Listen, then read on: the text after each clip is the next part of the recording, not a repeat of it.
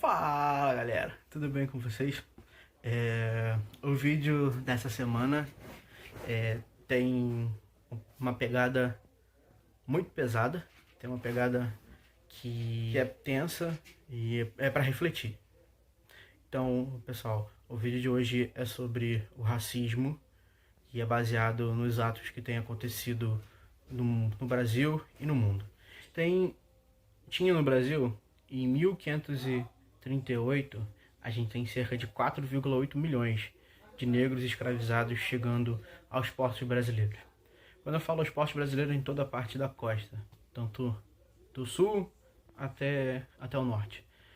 Cara, cerca de 20 milhões de pessoas negras, africanas, foram escravizadas e trazidas para as Américas, tanto nos Estados Unidos, no Brasil e na região hoje é o Caribe também. Cerca de 2 a 4 milhões de pessoas morreram durante a travessia do Atlântico. Bem, aí vocês vão se perguntar por que eu tô falando isso. Tô falando isso porque o Brasil, ele foi o último país, tanto das Américas quanto do mundo, a abolir a escravidão. Mas a gente tem cerca de 300 anos de escravidão. No Brasil, tinha 300 anos de escravidão no Brasil. Tem mais ou menos 132, 133 anos que a Lei Áurea ela foi instituída, né? Foi assinada pela Princesa Isabel, mas a gente tem uma visão de que a Princesa Isabel ela promulgou e assinou a Lei Áurea. Não foi isso. Ela só assinou. Eu tenho o número da lei aqui que eu vou deixar passando no vídeo para vocês poderem depois dar uma pesquisada. Eu posso até deixar também no Saiba Mais. Mas o porquê que eu estou trazendo isso? Estou trazendo isso para poder contextualizar o que foi a escravidão no Brasil e trazer os processos do racismo, né? Assim como o negro ele foi liberto, o Brasil não teve um processo de inclusão desse negro ao forro, né? A gente tem o negro que vivia no meio urbano, o negro escravo que vivia no meio urbano, ele tinha uma certa meio uma profissão, ele conseguiu se manter, mas só que também não por muito tempo, porque as políticas públicas que se tinham naquela época não eram voltadas para os negros, né?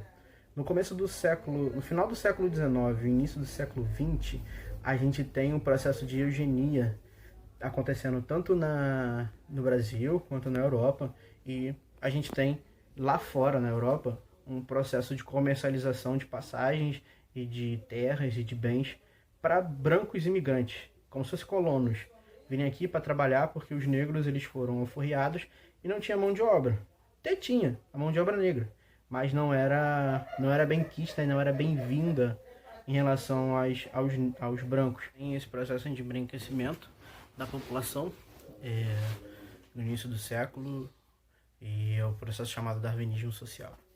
E por que vocês acham que eu trouxe isso? Eu trouxe isso para vocês poderem ver como o negro ele vem sendo tratado desde a época da abolição. Nós negros, me incluo nós porque eu também me considero negro,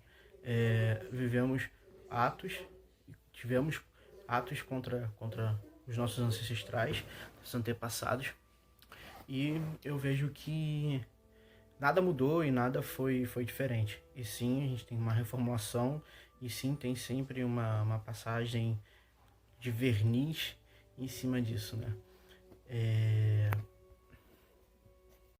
O processo de racismo, hoje em dia, ele tem três formas na realidade. A forma mais discreta, que é o racismo velado, a forma mais aberta, que são os racistas que sabem que são racistas e falam sobre racismo disso de forma abertamente, e tem a forma estrutural, que é uma forma um pouco mais comedida.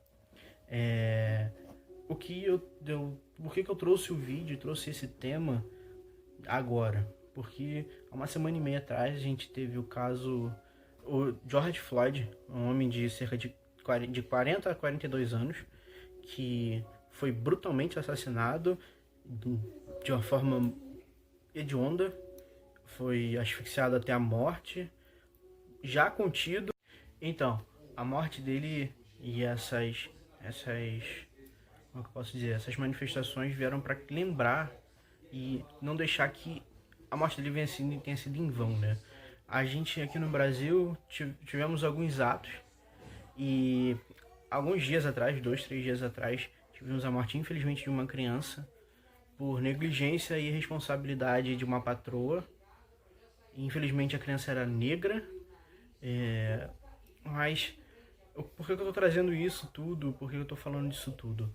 Porque infelizmente a gente já tem o racismo ainda muito presente, muito latente, e eu não posso falar que eu nunca fui racista ou que outra pessoa nunca foi racista, porque todo mundo já foi racista uma vez, mas a gente aprende e a gente tenta usar esse aprendizado, essas experiências para melhorar sempre, né?